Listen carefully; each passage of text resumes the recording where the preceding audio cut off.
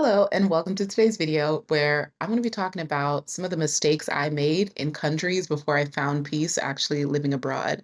So, if you're new here, my name is Glo. I've been to 100 countries, but I've lived in Spain, the UK, South Africa, Vietnam, Bali, Bosnia, and a handful of others. And I didn't always enjoy my time. I'm going to be honest. So, I'm mindful not to paint the picture of moving abroad as this broad stroke of peace and joy and happiness that will solve all your problems because that's not the truth. And I'd be doing a disservice to not be honest about some of the struggles that I had when I either chose, I don't want to say the wrong country, but maybe it was like the right place, wrong time for me in that for that point of my life. And I think it's also important that you are not bringing your old mindset, old patterns, old habits into this new country and new environment. So, a lot of your work before you get to this country, whatever country you want to move to, is actually going to be internal. There's going to be a lot of mindset stuff and mindset shifts. So, yeah, I'm just buckle up, y'all. Like and subscribe if you are new, because we make videos every single day. And currently, I'm focusing on Bangkok in Thailand. So, number one, I feel the first mistake that I made was I felt like I was moving to escape versus face. I wasn't running toward, I was running from. And I didn't even know what I was running from, but I was running. I think I joked a couple times that I was running from my student loans, but praise God, I did pay those in full eventually. And side note, I did not make any payments in my 20s. I was like, I knew I was going to be successful. This is entrepreneurial mindset. I'm like, success is going to happen. So when it does, I will pay the lump sum and write the check. And that's exactly what I did. And maybe I was low key waiting on the forgiveness program to hit my come around my block. But anyways, I felt like I I didn't know what I wanted in life, and so I was just chasing novelty and stimulation, and I just wanted to try things out. And that's actually okay. If you are not sure what the next chapter holds, what you are actually desiring in life, if you are coming out of a divorce, out of a toxic work environment, out of just any situation that's been traumatic and hard for you, you might not need to go directly into, I don't know, flourishing right away. You might need a season of rest and solitude and healing. And, it's a luxury to be able to afford the space to do that and a place to do that. And for me, that place was Bali. And I kind of shared, on my social media before I was doing YouTube, but I would talk about how, oh, Bali is like, this is my place. I cannot wait to, own a villa, buy a villa, build a villa. Like, I mean, all the expats were doing it. I later realized that I didn't want to be a part of the problem because there is so much over tourism there. So I backed out of the deal. But what I also realized is when I was there by myself before I met Stefan, I was like, this is everything I ever desired and more. Gorgeous villa, my own pool, like I have cleaning every day. I mean, food is so delicious and affordable, and I can have massages every day. It was just, uh, it was, God, it was amazing. It was amazing. But a large part of what drives me is my desire to create. I think we're all creative. I think creative expression is what keeps us driven. It's what keeps us connected to purpose. And I was not inspired to create in Bali because I was too rested. There's a video I did in the past. I'll maybe link to it at the end. Yeah, I'll link to it at the end of this video.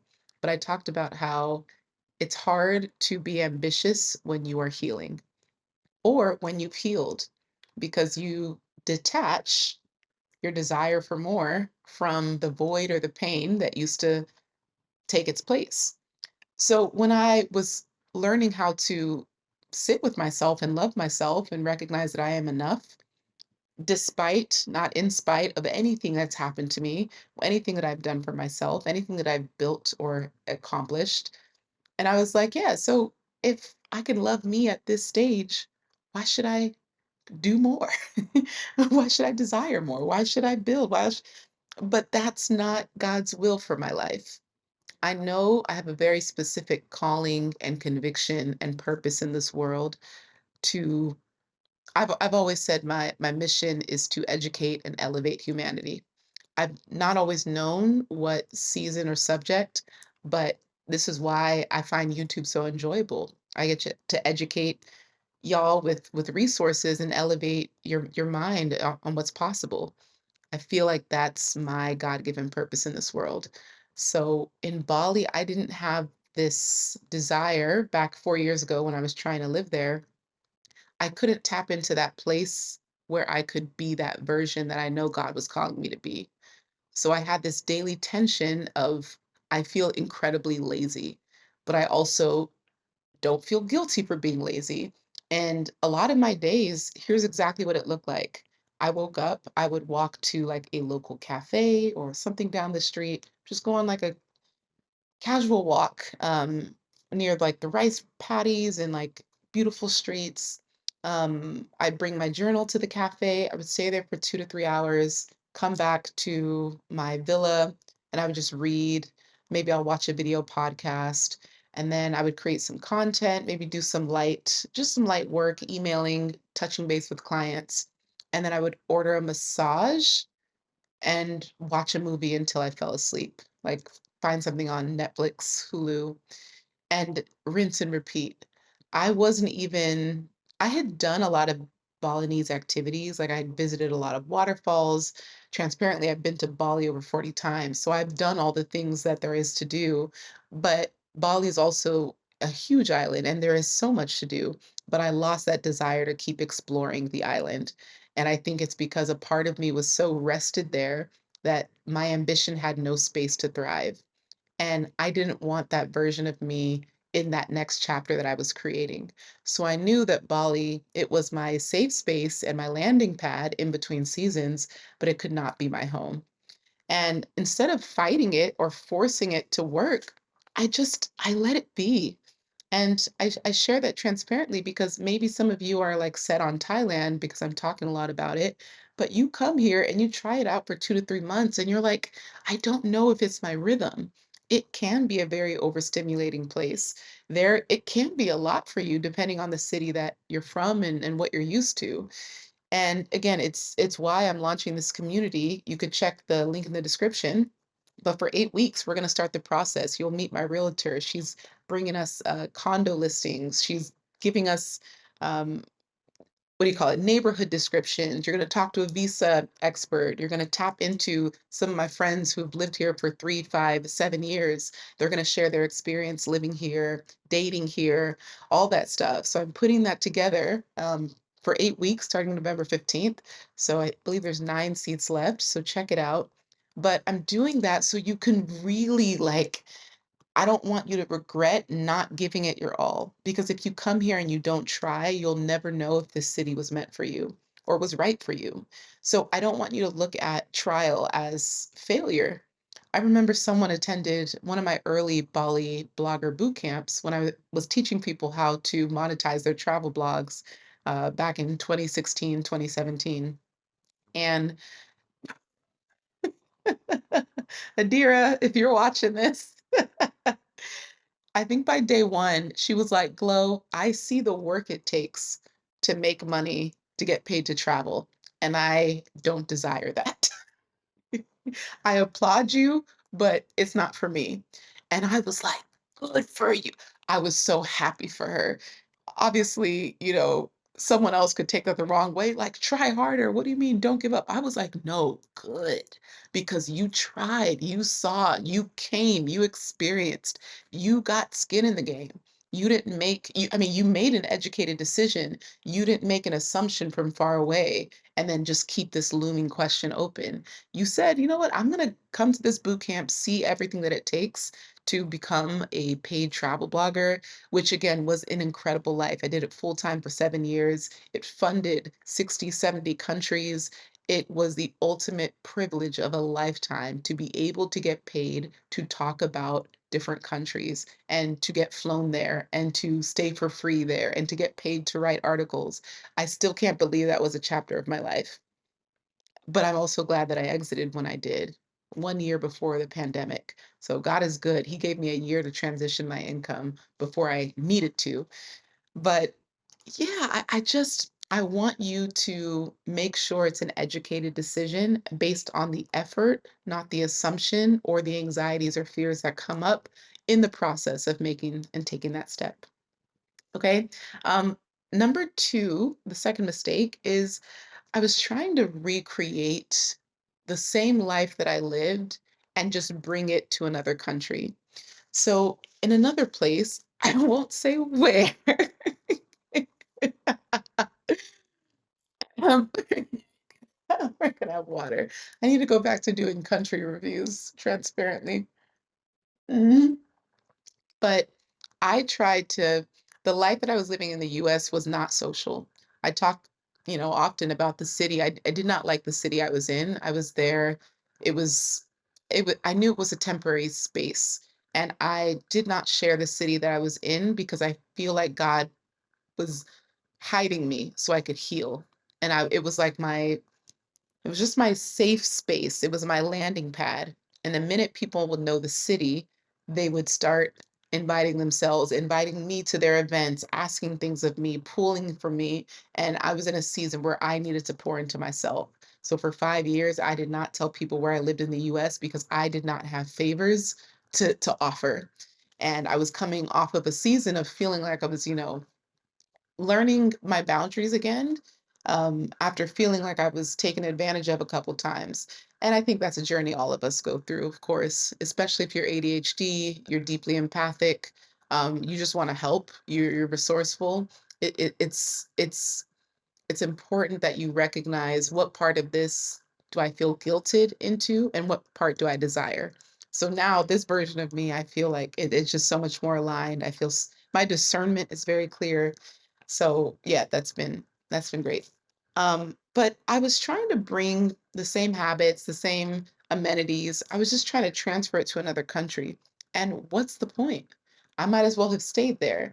I think you have to realize there's a different and a next level that you are supposed to access when you move. You are not supposed to bring all of your, whatever, all the things that kept you stuck and stale in the US, you're not supposed to bring that in the next country. So your eating habits, you're going to change that. Your fitness habits, you're going to change that. What you do for fun, your social habits, you're going to change that. For many of you, you might want to try going sober. I've been sober for 3 years, another one of the best decisions I've ever made. No reason other than I was curious of the version of me that didn't desire or need alcohol anymore.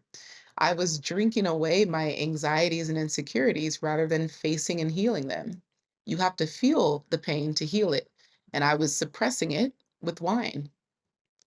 And I could get away with it because I lived alone. So I think it's a very bold and courageous thing to be disciplined for discipline's sake because people often talk about, oh, I just want to do what I want, go where I want, be who I want, and the freedom of that. But the actual freedom comes from discipline, the discipline to say no when everyone else is saying yes, the discipline to do different even though the norm is what's praised. There's so much in your life where you have to constantly say, I need to choose, chase, and cherish what it is that I actually desire in this world, because if I am not taking an active part in what my future is going to look like, the world will dictate it for me. Society, friends, family, everyone has an opinion on what you should do for your life except you. Why? It should not be that way. And I want you to get to the end of your life writing one heck of a story, being like, all right, God, whoo, we did it. I just want you to be proud of the effort and the intention that you displayed in your lifetime. Yeah. And the third mistake is I tried to do it alone and I didn't activate community until it was too late. one of the countries that I was in, I was kind of half in, half out. There would be community groups, expat groups, and I was just like, well, I don't know. I'm awkward at making friends, and oh, it might be effort, and I just all of the excuses, all of, whatever friendship trauma you've had in your past, you just automatically dump that in the country thinking that, your past is gonna come with you, and it's like, no, you get to build a new friend group. You get to try out a different version of yourself. I feel like I get to be the most authentic version of myself when I'm outside of the US because I'm no longer performing or auditioning for respect. I get it just by existing in the world. And so I'm like, oh, I can just be me. I can just be me. I think I joked in another video where this building that I'm in, this condo is very fancy. This is a very nice district. People are very professional here. Yet and still, every now and then I'm just doing a quick errand, might have on sweats and a sweater, looking like who did it and when. And they will still look at me. Our doorman, he be saluting me. I'm like, "Sir, you have no idea how tickled this makes me every single day. 3 times a day we pass by each other and you salute me every time like it's the first time. I will never get tired of this, ever. This is the best." Oh, it's just great because 'cause I'm just like, I'm not used to this. I think it's a cool feeling. You know how they say, "Act like you've been here?" No, I will not. I will not. I have not been respected in spaces in the US. So I will appreciate and cherish and enjoy every bit of the free-flowing humility, respect, and grace that they show you just for being a human. I'll never get tired of it. So yeah, you really want to tap into community. And this isn't just about, the community in the country that you're traveling to, but community of international expats around the world. And I think at the time, there was a period of my life where like all of my closest friends were spread between, I don't know, 7 countries.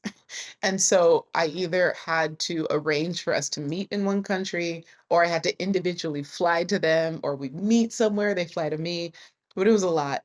But just the fact that they understood if I ever texted them about like, man, I've been really struggling with, this document and, do you have this experience in your country? I have someone I can go to for that. I don't come across as like privileged and suck it up and why are you complaining? Like you should just be happy. They have the context, and community will always have context, and it's so important. This past weekend, we were at an R&B day party, all Black people, and it was just so dope. You had the African diaspora, Caribbean, African, Black British, Black Dutch, just it's just so beautiful. All the hairstyles, the colors, because we're so beautiful as a people. I just love Black people as a collective because we are gorgeous. And you scan the room and you're like, look at us. Look at us. And what I see more than this, just the face value beauty, is the stories and the courage and the collective initiative that it took to break whatever cycles, generational patterns, and traumas that they came from to be like, I'm going to choose something different for me and mine. And that's what I really respect. And everyone here has such a dope story. Like, you won't meet a boring person in Bangkok. It just because everyone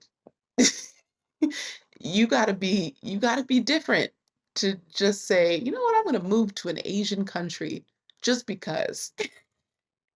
Because probably the first question people will ask you is, "Why Thailand? Why Bangkok?" And I'm just, why not? Why not? That's more of the way I live is why not versus a why. Because I don't always have a reason. It's God's season. I'm just doing what I feel called and led to do. Okay. So again, if you are wanting community and you feel like Bangkok is the city that you want to call home, we start next month. We have weekly calls and we are doing everything together, the documents, the visa paperwork, the condo searching, all of that. So you don't have to do it alone and limiting it to 15 people this first round just so it's high touch and intimate, so you can actually feel like you can get all of your questions answered. You get to know each other's names.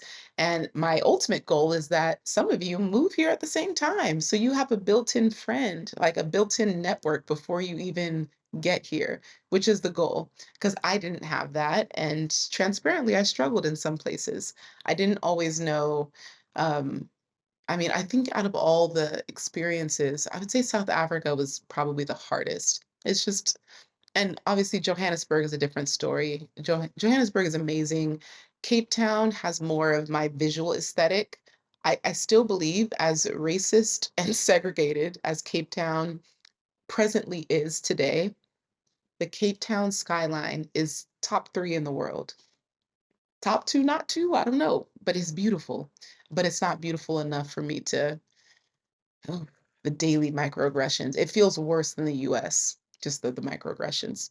But I mean, no place is perfect. And of course, you have to pick and choose your poison. You are not you are not in search of nirvana. You have to accept every country for its beauty and its flaws. And you have to recognize, well, what am I actually leaving behind? Like, what is it that I'm not running away from, but what am I leaving back and what am I in pursuit of? Because if you are going from one racist place to the next racist place,